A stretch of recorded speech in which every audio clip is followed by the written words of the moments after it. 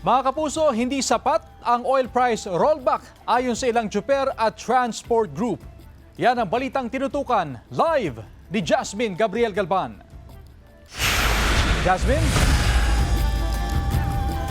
Chris, ayon sa One Pangasinan Transport Federation, sakali daw na magtuloy-tuloy yung pagbaba sa presyo ng produktong petrolyo, ay asahan daw na tataas na yung bilang o yung percentage ng mga jeepney drivers na babalik sa pagbiyahe sa probinsya ng Pangasinan.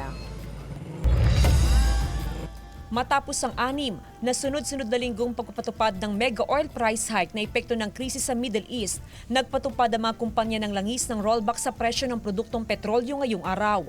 Mahigit 20 pisong ibinawa sa kada litro ng diesel, mahigit 4 na piso sa kada litro ng gasolina at mahigit 8 piso sa kada litro ng kerosene. Malaking bagay raw ito para sa mga tsuper.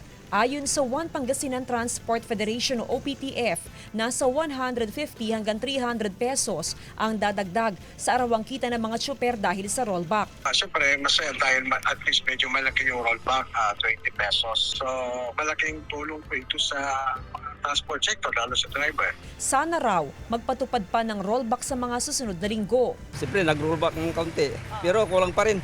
Sana, pero parang hindi na babalik sa dati yun. Wala pa rin kita doon, ma'am, dahil nagbaboundary pa kami. Samantala, hindi raw makikiisa ang OPTF at iba pang transport group sa Pangasinan sa ikinasang 3-day nationwide strike. Araw-araw nasa 50% o katumbas ng mahigit 600 na unit ng jeep ang bumabiyahe mula sa iba't ibang bayan patungo sa Dagupan City. Dito sa atin, sa Pangasinan, no? So wala naman, although nakikipag-coordinate ang National Transport Coalition sa atin. So far, wala pa naman. Asahan daw sa Biyernes ang release ng fuel subsidy ng mga tsuper sa Pangasinan. Tuloy-tuloy rin ang libreng sakay sa iba't ibang lugar sa Region 1 ayon sa LTO Regional Office.